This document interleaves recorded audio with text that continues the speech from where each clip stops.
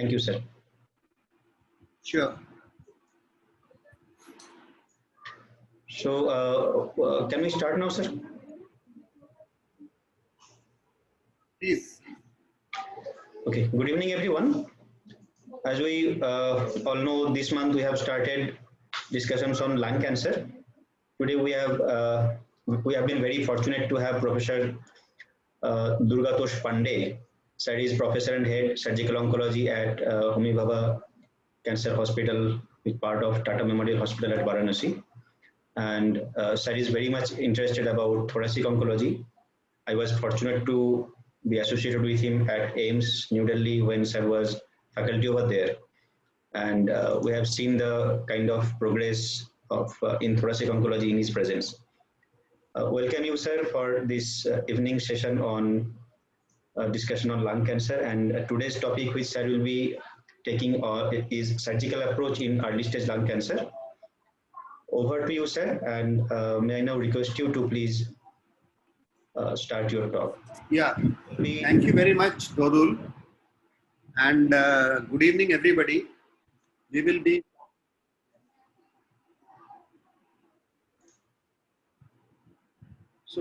talking about the surgical approaches in early lung cancer. How do we? So we will be talking about the surgical approaches in early stage lung cancer. Now, as I know that mediastinal staging and other parts of the thing will be covered a few days later by Shoaib Zaidi, and therefore I have not touched into those areas. Next slide, please. Can we go to the next slide? Yeah. So let us start a little bit with AJCC staging of non-small cell lung cancer, and this is the 8th edition. So as we all know, it is a T and M stage, and in the T stage, the TIS will be carcinoma in situ, which is adenocarcinoma, which we seldom find. T1 is a tumor which is less than or equal to 3 centimeters, which has been further subclassified into T1 minimally invasive adenocarcinoma, T1A, which is a superficial spreading tumor in central airways, T1A tumor less than 1 centimeter, T1B between 1 and 2 centimeters, T1C between 2 and 3 centimeters. T2 is a tumor which is more than 3 but less than 5 centimeters, or the tumor which is involving the visceral pleura, the main bronchus but not the carina, and the atelectasis of a lobe. T2A is a tumor between 3 and 4 centimeters, and T2B is a tumor between 4 and 5 centimeters. T3 is a tumor which is more than 5 but less than 7 centimeters, and here there is a change.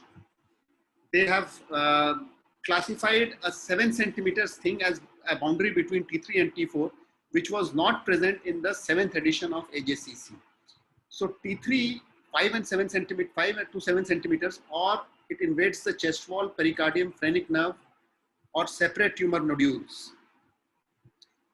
Previously, T3 also used to include the diaphragmatic invasion, but now that diaphragmatic invasion has gone into T4. So T4 is a tumor more than 7 centimeters. This is an important thing which has happened between the 7th edition and 8th edition. There was no size criteria in T4 previously, but now because more than 7 centimeters patients, the tumors do not do that well, therefore they are subclassified now into T4. And the T4 also includes the tumor that invades the mediastinum, the diaphragm, the heart, great vessels, recurrent nerve, carina, trachea, esophagus, spine, or the tumor nodules in different ipsilateral lobe. T3 has a tumor nodule in a different, in a same lobe, but in a different location. Next slide, please. Now, when we go to N and M, there has not been much difference between the 7th and 8th edition.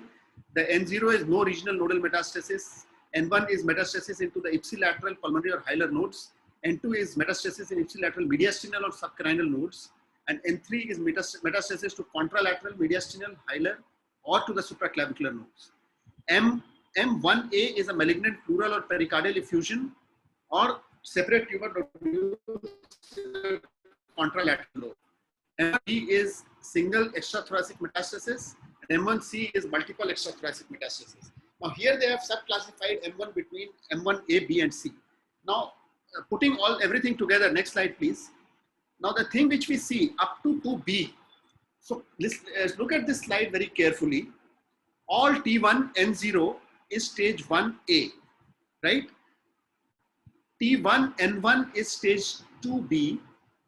T2A, which is 3 to 4 centimeters, and N0 is 1B. So if you look at it carefully, stages 1A and 1B, these are tumors which are less than 4 centimeters without nodes. And further we will see that these are the subset of tumors which will do well only with surgery alone. Many times they will not require any adjuvant therapy. No adjuvant chemotherapy will be required for adenocarcinomas or squamous cell carcinomas which are less than 4 centimeters and are node negative. So this is stage 1A and 1B. If we go to 2B, which is between 3 and 4, between this 4 and 5 centimeters, it becomes 2A, stage 2A. So 2B N0 becomes stage 2A, and all T2 N1 becomes stage 2B, right? So all N1 disease and T1 or T2 becomes stage 2B. Can you see this yellow figure? Yes. Now when we come to T3, so T3 N0 is 2B, T3 N1 is stage 3A. So we consider an early lung cancer as all the cancers which are in stage 1, 2A and 2B, right? So all the green and yellow, this part is a early stage lung cancer which will be relevant to our discussion right now. Sometimes we will also consider for management sake a T3 N1 tumor also to be a early stage lung cancer, although by definition it is not an early stage lung cancer, it is stage 3A. But from management point of view, very often we do surgery upfront for patients who are T3 N1, T3 by the virtue of, let's say, a chest wall invasion and N1 disease, which is a Hilar node. Next slide, please. So how do we work up all these patients? Do we need biopsy in all cases? So in our country, we generally practice biopsy before going ahead with any kind of a management strategy in lung cancer. In certain areas, in let's say Japan or in some places in Europe, the surgeons will operate even without a biopsy. The ground glass appearance sometimes is very characteristic, and very small little tumors in which biopsies are very difficult to do. They go ahead with a VATS, they resect the nodule, send it for frozen section. If it is positive, they convert it into a lobectomy or a segmentectomy. But in our case, we know that inflammatory lesions are extremely common in India, and therefore we do not want to venture into surgery when a possible diagnosis for the same situation may be tuberculosis, let's say.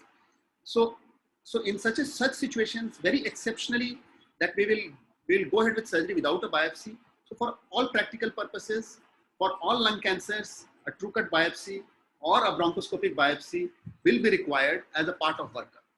Now, whether to do a molecular markers in all these biopsies, that part we may omit initially in early stage lung cancer because the management is upfront surgery. And when we do upfront surgery, we will have plenty of tissue available for molecular markers later. And as of now, in the adjuvant therapy, these targeted therapies are not yet established themselves in adjuvant therapy in early stage lung cancers. They will in due course of time, but as of now, they are not established themselves. Do we do bronchoscopy always? So previously we used to do bronchoscopy in all patients of lung cancer, no longer, but sometimes it is required when they are central disease. So bronchoscopy is done for two reasons.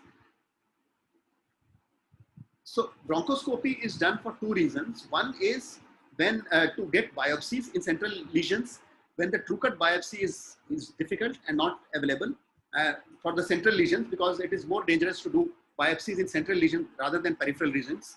So for biopsy sake, we do bronchoscopy. Also to know about the status of the central airways.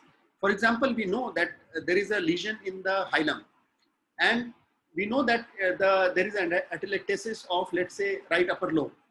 We know that the right upper lobar bronchus is involved. We want to know whether that lesion has extended from the right upper lobar bronchus into the right main bronchus. And it is for that reason also that bronchoscopy is required.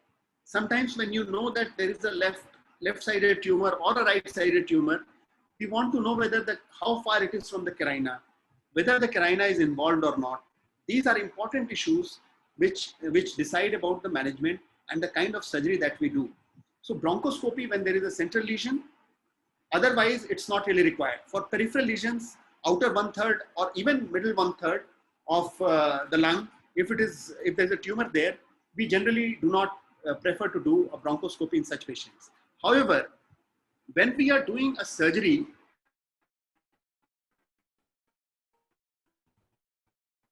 when the NS are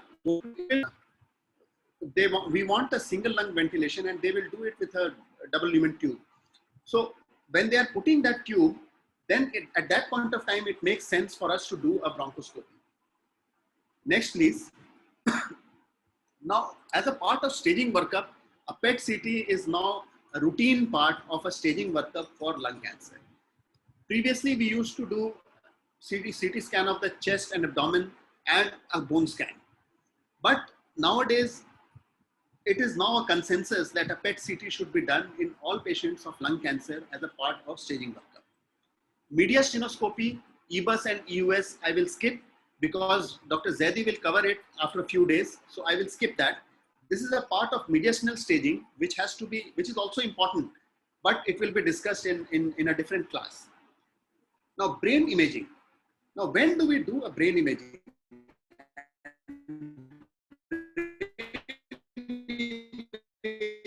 Means MRI, because PET CT often fails to detect small brain metastasis. The reason is that the background activity of the FDG, background uptake of the FDG in the lung is quite a bit. That's it, because the reason is that the brain survives only on glucose, only on carbohydrates. Brain does not know how to use fat or the protein. Brain survives only on carbohydrate. And FDG is basically glucose. So there is a lot of background activity going on in the brain, and that's the reason why small lesions in the brain are missed by PET CT. And when do we do a brain imaging?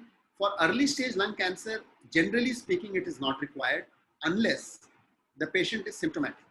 If the patient is having some symptoms which can be attributed to brain metastasis, for example, some localizing symptoms or a headache or something else, in that case, we do a contrast enhanced MRI of the brain. Otherwise, from stage 2B onwards or maybe stage 3A onwards, we do a brain imaging. Next slide, please. The further workup is basically a workup for surgery in a case of early stage lung cancer, and a general cardiopulmonary fitness is looked at. A 6-minute walk test is, now people don't consider this test as important, but it's a very, very important test. It's a very convenient test also in the outpatient department for us to see whether this patient can actually tolerate a lung surgery or not. To ask the patient to walk for 6 minutes or to climb 2 flights of stairs. If they can do it comfortably, generally speaking, you can do lobectomy in such patients. In certain situations, we will ask the patient to get an oxygen saturation by a simple pulse oximeter. In a 6-meter walk test or a 2-flight climbing, we sometimes do an oxygen saturation before the exercise and after the exercise and see if there is a difference between the two. The pulmonary function test.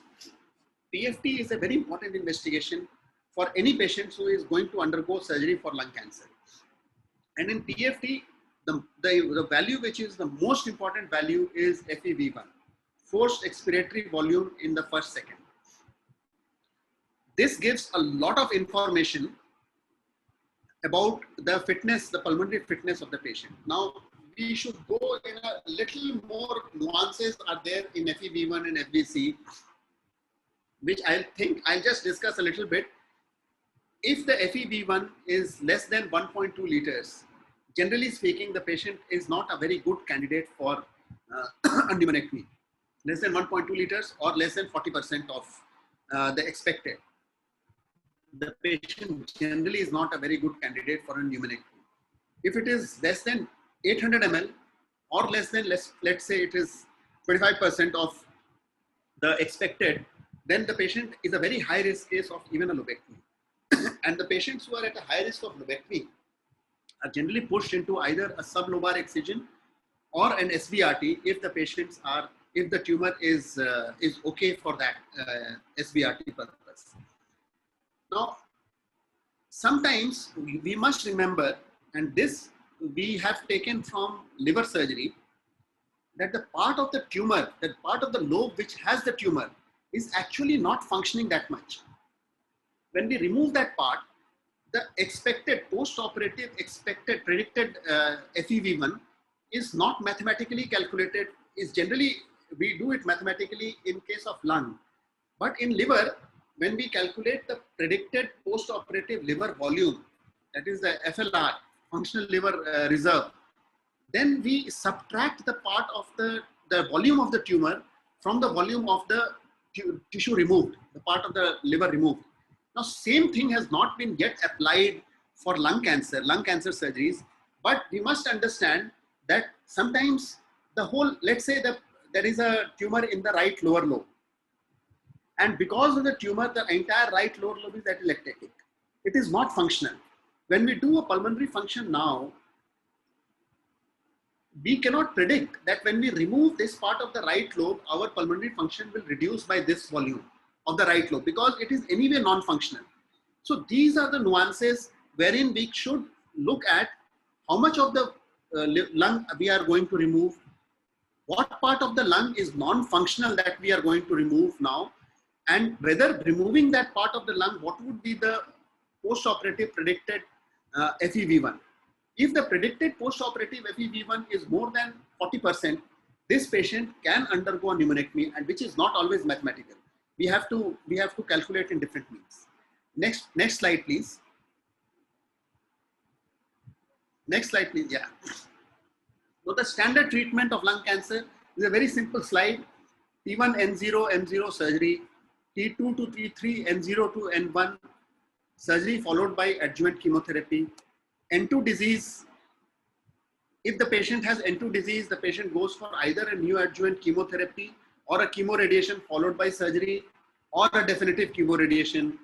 All patients of T4 disease or N3 disease, with a few little exceptions, will go for a definitive chemoradiation or a palliative chemotherapy or a supportive care. Next slide, please. So now, early non-small cell lung cancer, the treatment is upfront surgery, which includes T1 to T3 and 0 to N1. Upfront surgery has an undisputed role, and adjuvant chemotherapy is based on the final pathological staging. Next slide, please.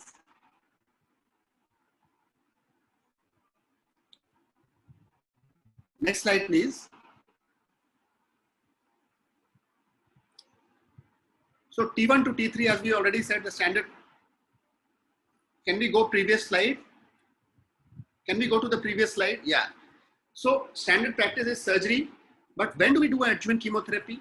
In almost all cases, except adjuvant chemotherapy can be avoided only in T1 N0 tumors after complete resection, or in T2A N0 good risk tumors, which means less than 4 centimeter size, well or moderately differentiated, no vascular invasion, no involvement of visceral pleura, complete lymphadenectomy, or a good lymph node sampling. So if all these criteria are fulfilled, only then the patient can escape an adjuvant chemotherapy. Next, please. So what are the surgeries that we do for non-small cell lung cancer? Now, there will be debate, and we will discuss in further slides, debate between a lobectomy and a pneumonectomy, lobectomy versus sublobar resection, surgery versus non-surgical approaches like SBRT, mediastinal dissection versus mediastinal sampling. Now, lobectomy is a standard procedure for non-small cell lung cancer. Whenever possible, lobectomy. Pneumonectomy should be done only in exceptional situations. Pneumonectomy is not a very good procedure. Not that it's not a good procedure oncologically. Oncologically, it is a fantastic procedure and some patients get cured by pneumonectomy. But we must remember that pneumonectomy can cause debilitating symptoms, especially the right pneumonectomy. The right lung contributes to 60% of the pulmonary function, and the right pneumonectomy takes away that 60% of the lung function. That is one thing. Second thing is, when we do a pneumonectomy, remember that there are only two lungs. In the rest of the body, the aorta carries the blood, the fresh blood, and it distributes the fresh blood, oxygenated blood to different parts of the body. But in case of the lung, in the pulmonary circulation, the right lung gets 50% of the cardiac output, the left lung gets 50% of the cardiac output. When we do a pneumonectomy, we interrupt the 50% of the cardiac output from the entire lung, and the 100% of cardiac output is diverted to a single functioning lung right now. And in later stages, that gives rise to, that may, not always, that may gives rise to, there is a high incidence of pulmonary hypertension, pulmonary arterial hypertension, which causes many other problems. And that is the reason why we always want to avoid pneumonectomy whenever possible. It's not always possible to avoid a pneumonectomy, but avoid pneumonectomy wherever possible. So this is about lobectomy versus pneumonectomy. Lobectomy versus sublobar resection, surgery, SBRT, mediastinal dissection, and sampling we will discuss. Next slide, please. Next, please. So approaches to a pneumonectomy or a lobectomy, a thoracic surgery, is either by a thoracotomy, by a video-assisted thoracoscopic surgery, nowadays robotic surgery, and all of them have advantages and disadvantages which are short-term and long-term. Next slide, please. Now, how do we discussed now that wherever possible we should try and avoid a pneumonectomy.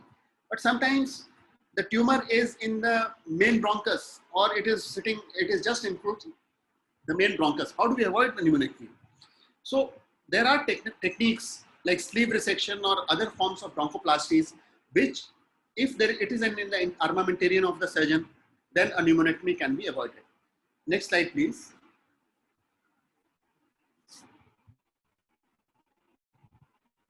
Next, please.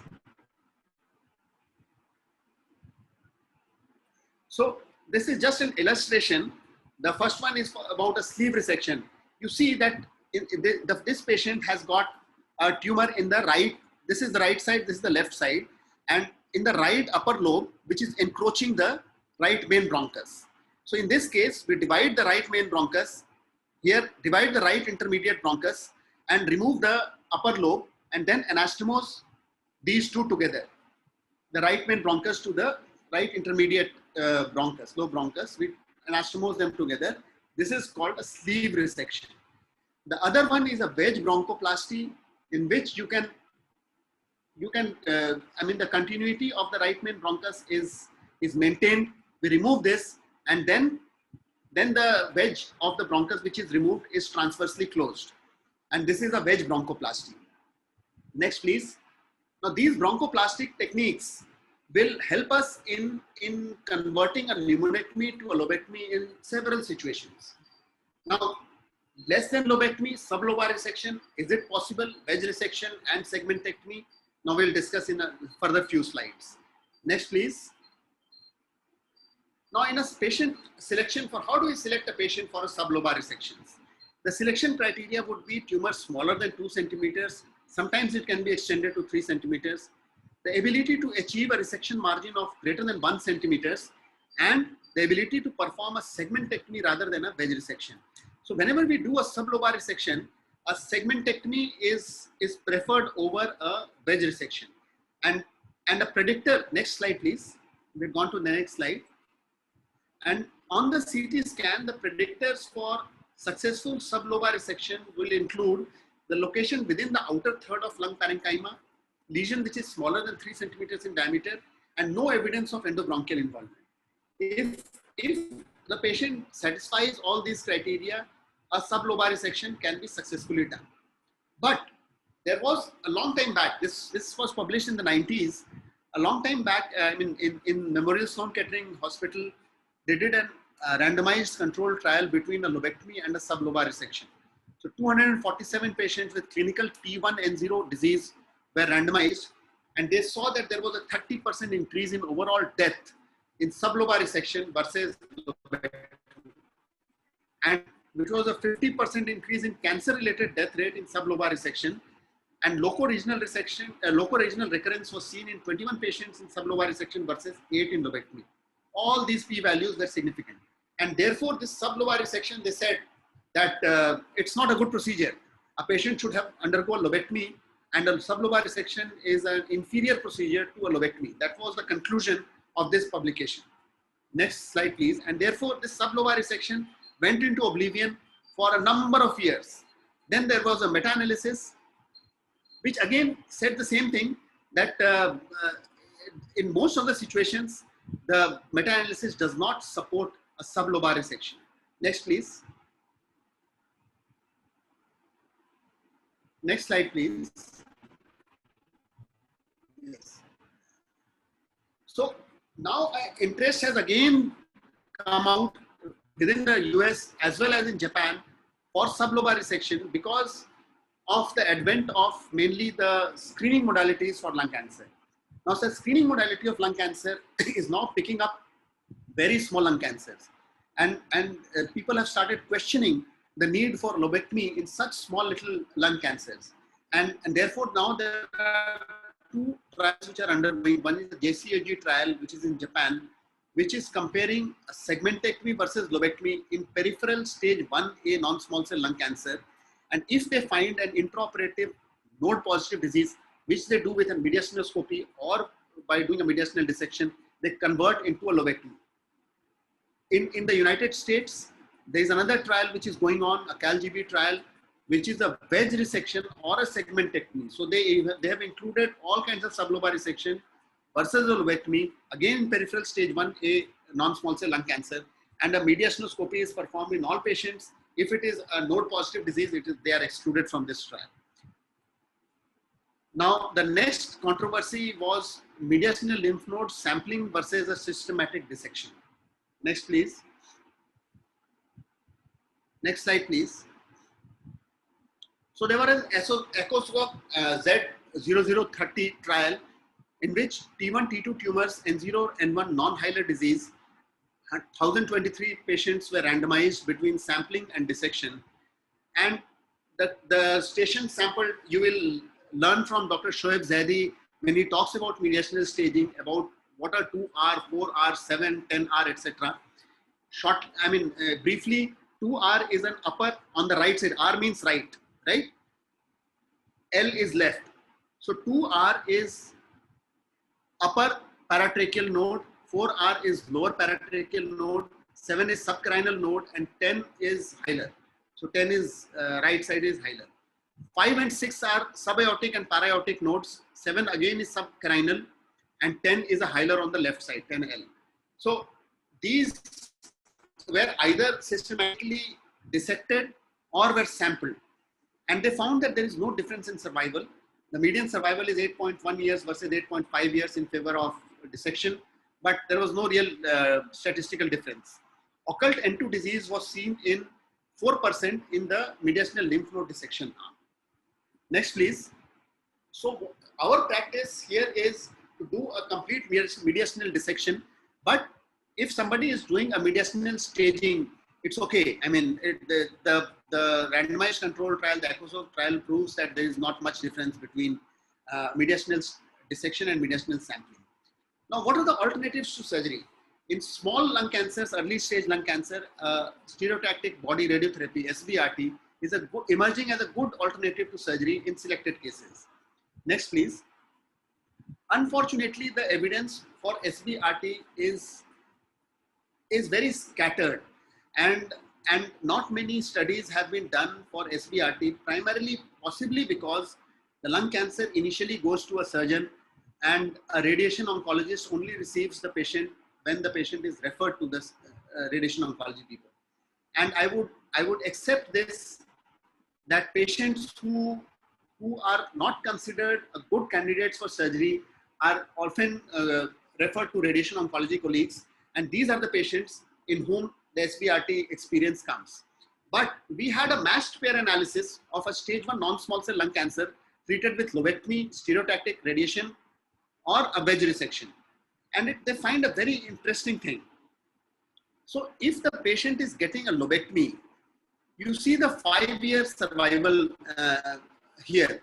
5-year survival, local control, the overall survival, etc., cancer specific survival, and see the red square. Now, if we go to the 5-year survival here, come down, not on the graph, but in the table down, the 5-year survival rate. So if we see the cancer specific survival in a lobectomy arm is superior to the wedge resection and SBRT arm. The cancer specific survival is 92% in lobectomy arm, where it is 84% in each of these wedge resection and SBRT arm.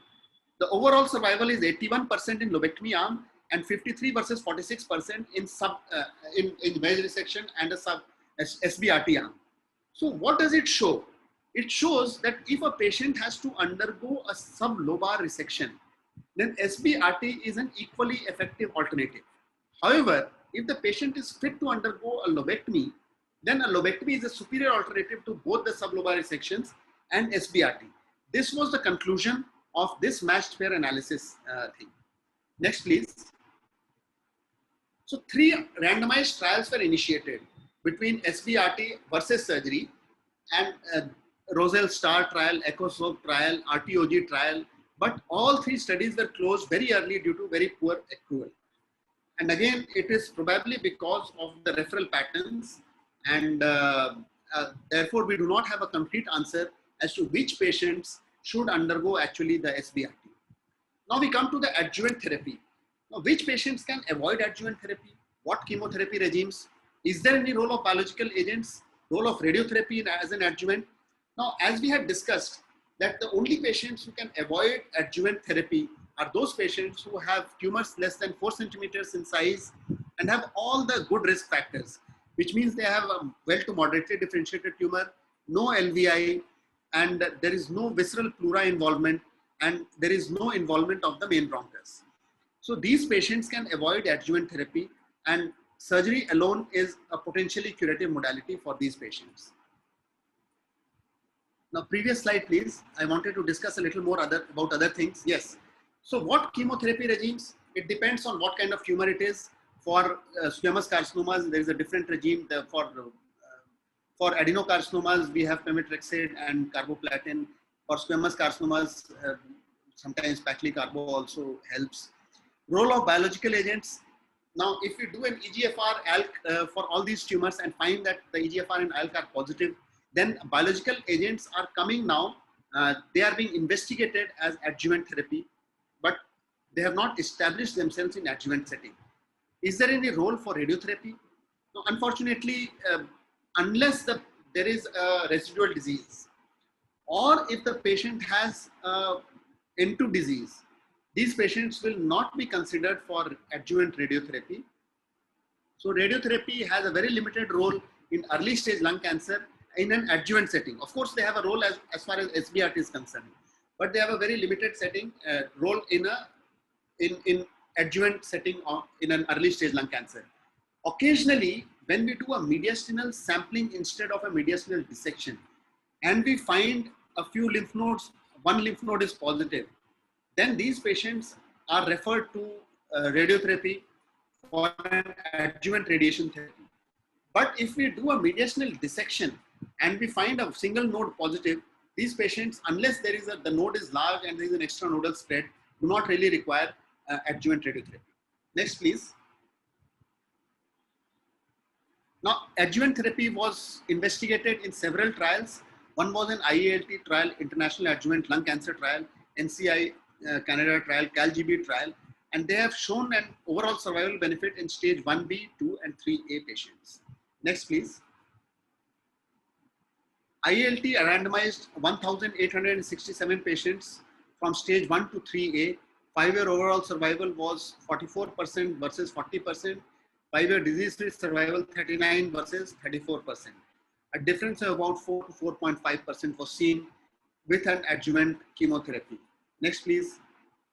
which established the role of adjuvant chemotherapy in lung cancer. Now, we come to a more controversial thing, neoadjuvant chemotherapy. Is there any role of neoadjuvant therapy for early stage lung cancer, which is T1 to 3, N0 to N1 patients? These neoadjuvant therapies can be given in specific situations. Next, please. And there have been a few trials for that. One was a CHEST trial, which was a chemotherapy for early stages trial, in which stages 1B to 3A, non-small cell lung cancer, were randomized to 3 cycles of neoadjuvant chemotherapy followed by surgery versus surgery alone. The aim was to accrue 712 patients, but it was prematurely closed at 270 patients because they found that there is a significant improvement in PFS and OS. And in the other trials, the magnitude of benefit was smaller. But we have to carefully see that trial. This was a randomization between neoadjuvant chemotherapy followed by surgery versus surgery alone. This was not a comparison between a neoadjuvant strategy and an adjuvant strategy. So some kind of a chemotherapy, whether given neoadjuvant or adjuvant, is causing benefit to these patients.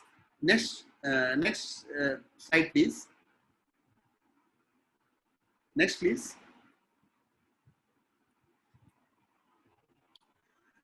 So this is the thing in the CHEST trial.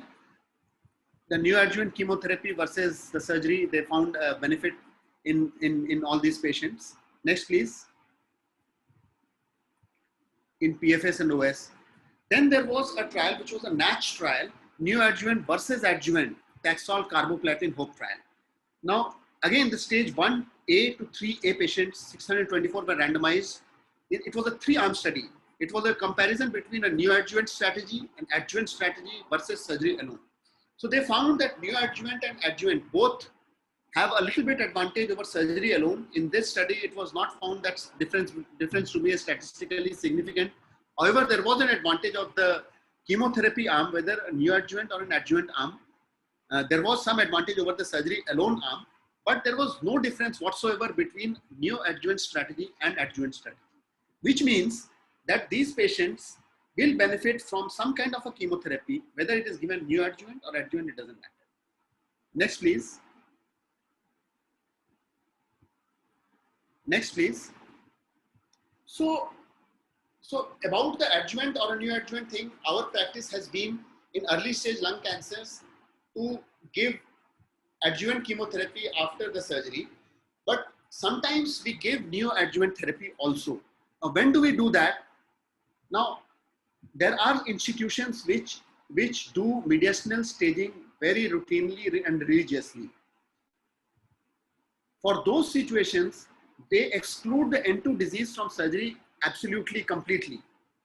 But what we do is we rely a lot on PET-CT to tell us whether this patient is having an N2 disease or not. If the PET-CT shows a lymph node in the N2 station, that lymph node may be positive or negative. And that can be only seen after doing a mediastinoscopy or an EBUS or EUS. If we do that, there is a 30% chance that these lymph nodes will be negative. But in such situations, if these tumors are more than 4 centimeters, our line of thinking is that this patient will anyway require an adjuvant chemotherapy later.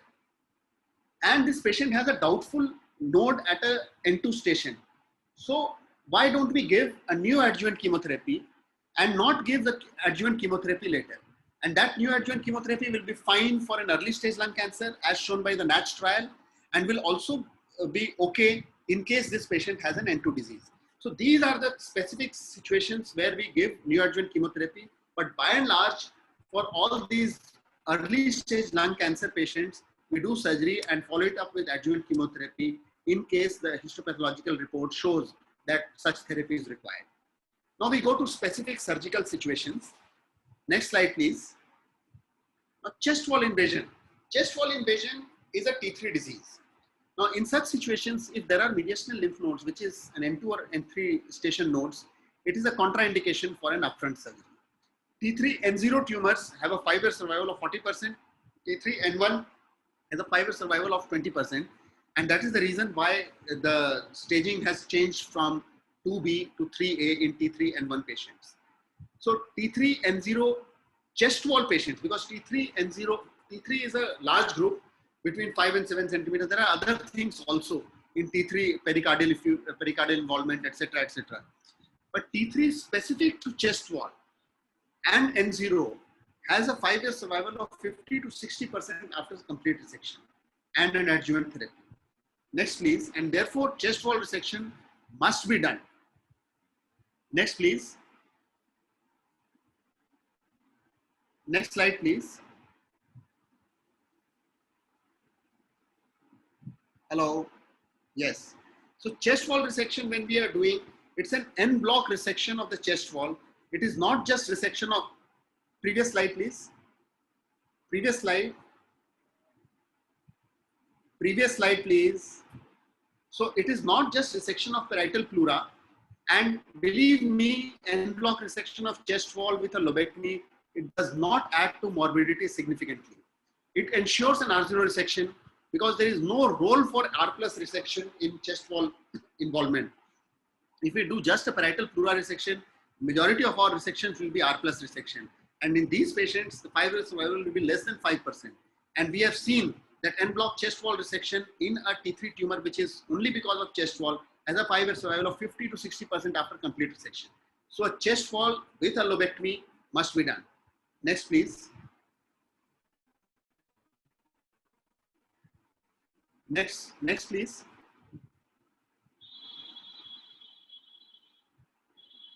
Yes.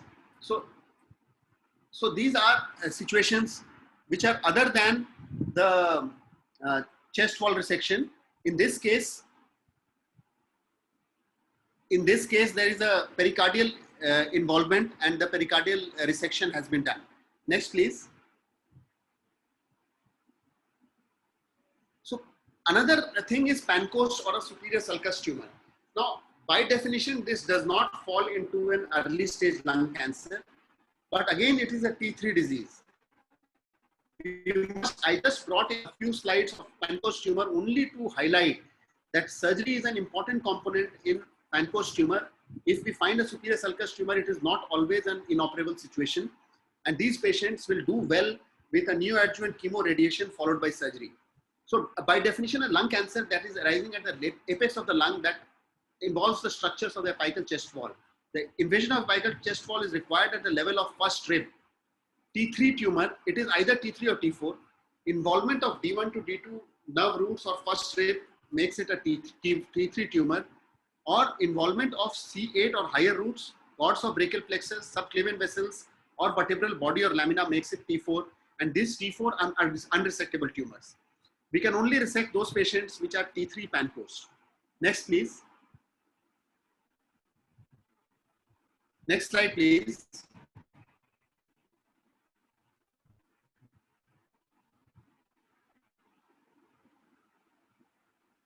Now, if there are mediastinal lymph nodes or metastatic disease, it is a contraindication for resection. Resectable tumors, that is T3 or N0 to N1, we give preoperative concurrent chemoradiotherapy, and this is followed by surgery. This helps achieving R0 resection. The resection should involve a lobectomy and not a non-anatomical wedge resection along with the involved chest wall structures. There are different approaches for a Pancoast tumor.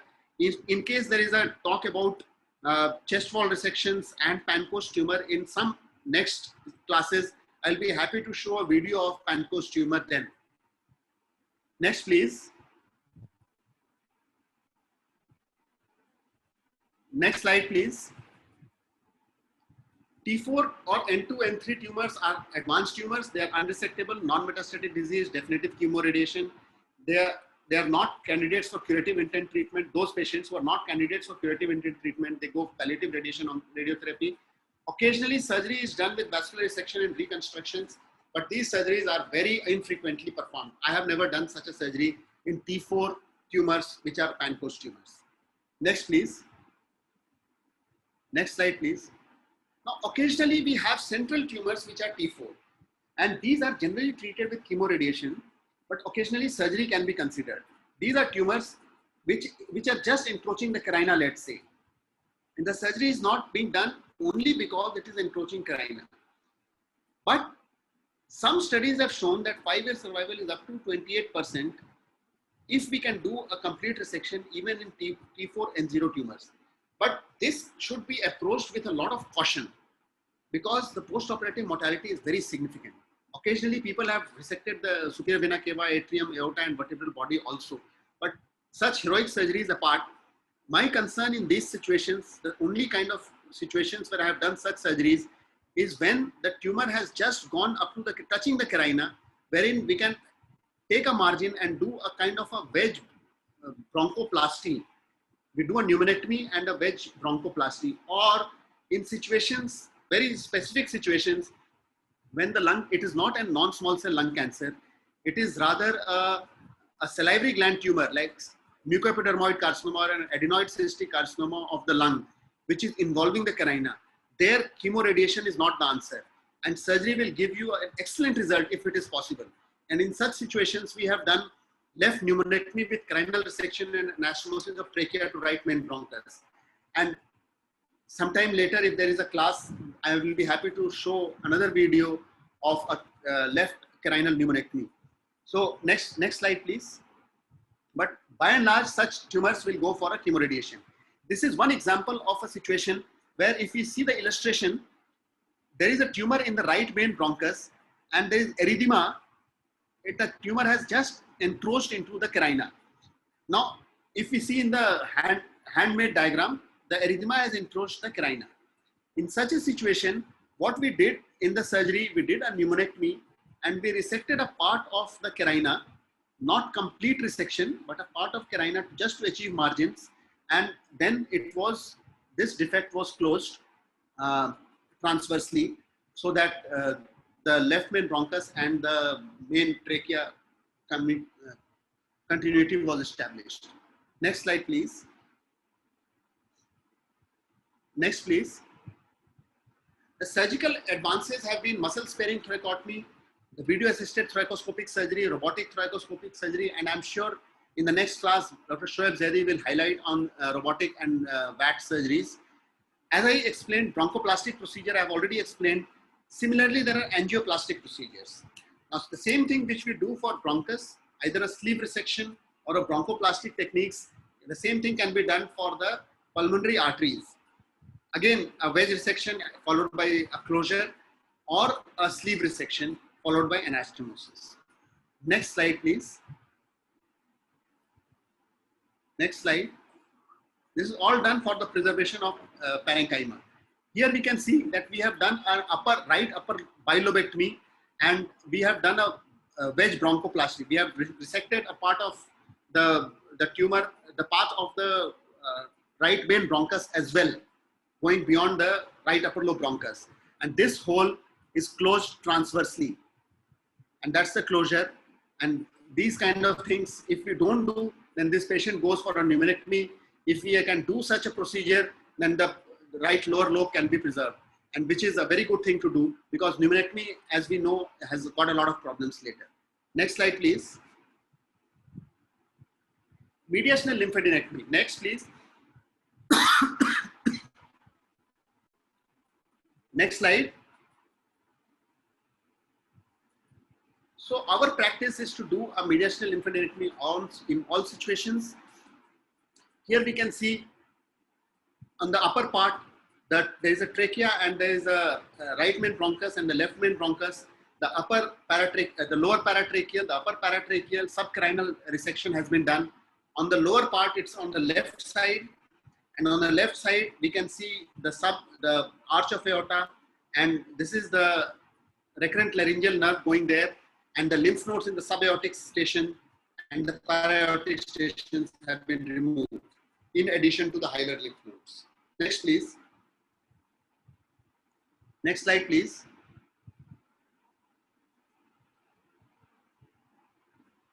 That's the end, I think, and thank you very much to everybody who listened.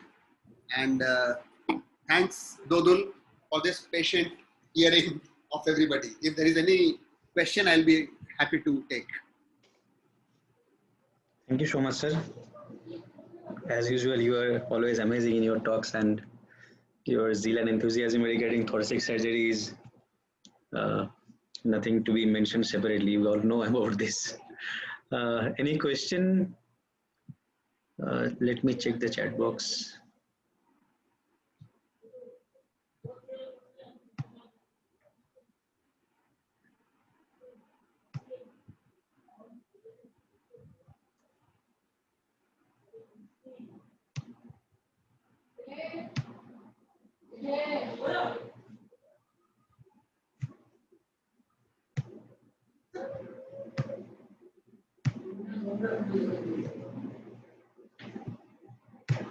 But is there any question from anyone?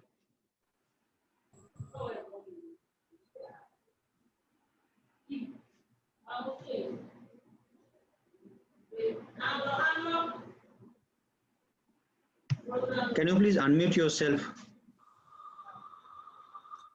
Hi, Dudun, Dr. from Bangladesh. Hi, Dr. Arman. Hello. So I have a question. So thank you, sir, for your nice presentation. So I just want to know, is there any study regarding the quality of life between the surgery versus SBRT in case of early stage non-small cell lung cancer? And what is your experience regarding post-surgery quality of life of these sorts of patients?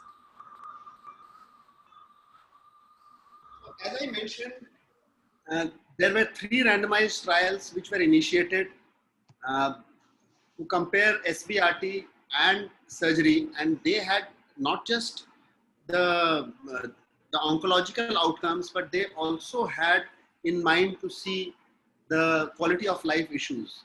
However, they were closed because of poor accrual, and we do not have an answer to that question yet. My take on whether SBRT should be equivalent to surgery, well, you may consider me biased, but there it is. A patient who can tolerate an SBRT can also tolerate an surgery if the patient does not have a chronic obstructive pulmonary disease or has a debilitating comorbidity. Now, if the patient has all these 2 things, has a debilitating morbidity and a chronic obstructive pulmonary disease, which becomes a contraindication to operate, such patients can go for SBRT provided they are in a peripheral location, because central lesions, radiation oncologists now have gone into that area also. The central lesions also are being treated with SBRT, but classically a peripheral tumor, a tumor which is less than 2 centimeters, sometimes 3 centimeters, and a node negative tumor. Again, the problem is node negative. How do we say? We do a PET CT, and if the PET CT does not show any lymph node, we assume that these patients will be node negative.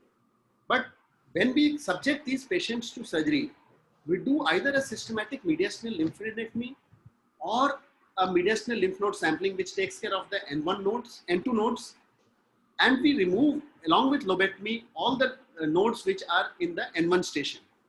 So we have a complete knowledge of whether the patient will have a node positive disease or not. If we are subjecting these patients to SBRT, that knowledge we do not have, and the patients, the addressing of nodes is generally not done with SBRT. That is the major limitation of SBRT, and that is why we do not prescribe SBRT to those patients who are undergoing surgery. The patients who are unfit for surgery, of course, they will do equally well, either, in my opinion, they will do equally well with a sublobar resection or an SBRT. But a patient who is fit for a lobectomy should undergo a lobectomy, because we are also addressing, other than the margins, the lymph nodes of the mediastinum as well as in the hilum. Thank you, sir. Does that answer your question, Arman? Yeah, I understand. Thank you. Okay, any other question from anyone? Please unmute yourself. There is no chat room for putting any question here. So anyone having any question, please unmute and ask your question directly to sir.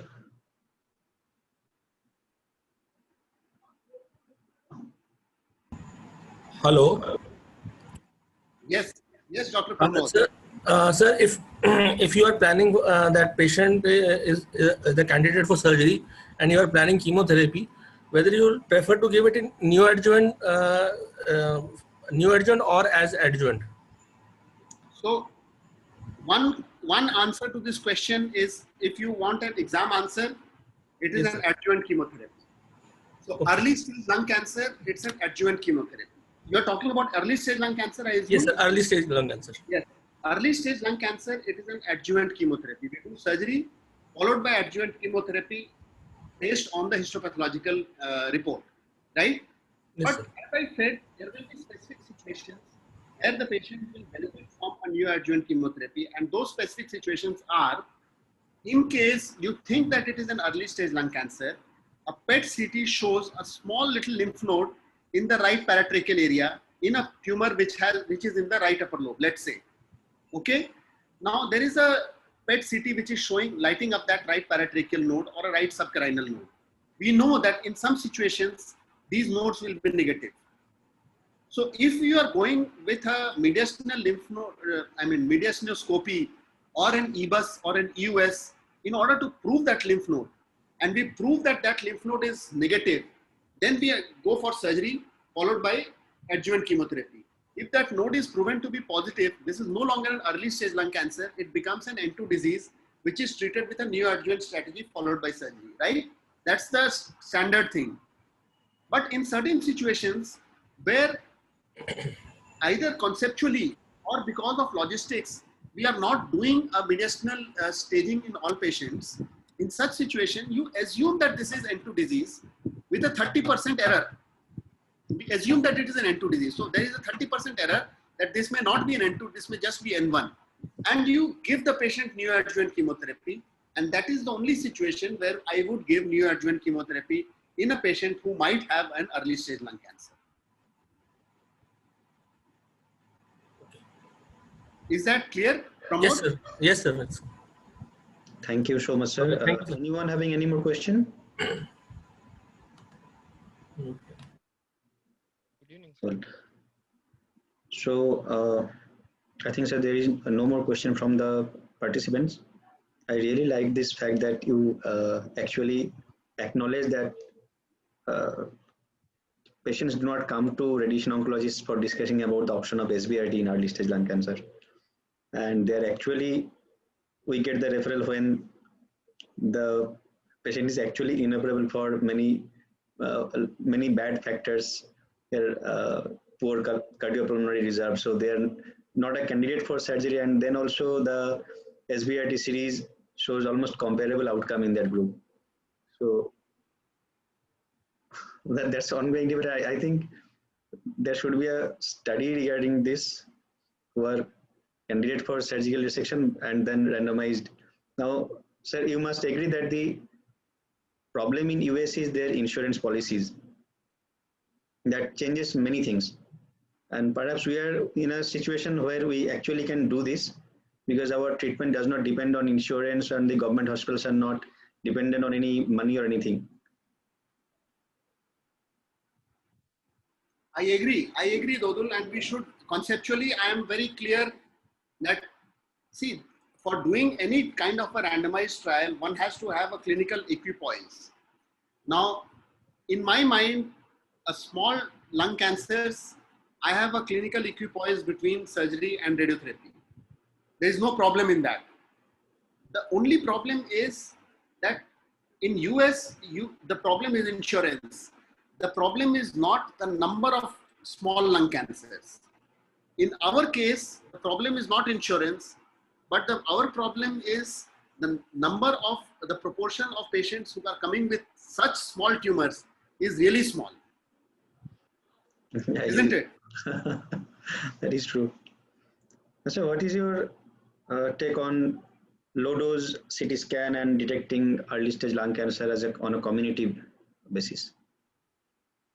Do you really think it's going to be a reality in our country? As a screening modality, I'm not very enthusiastic about a low dose CT scan for screening of lung cancers for several reasons.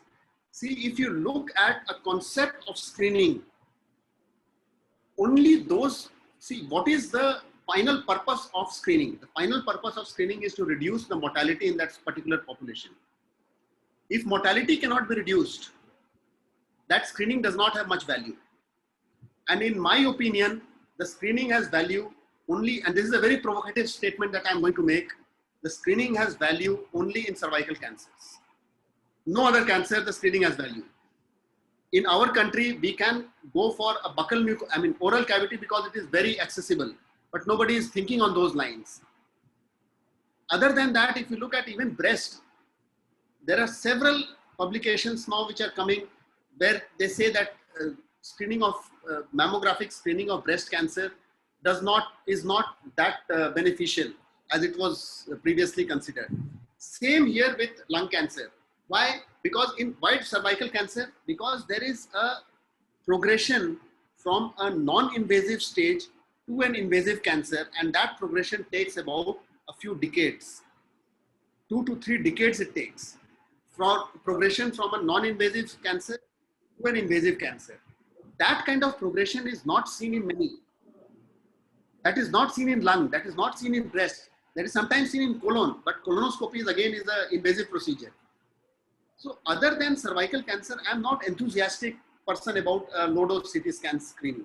The only thing which it will do is to give us a few more early stage lung cancer, and it will also lead us to do so many more biopsies.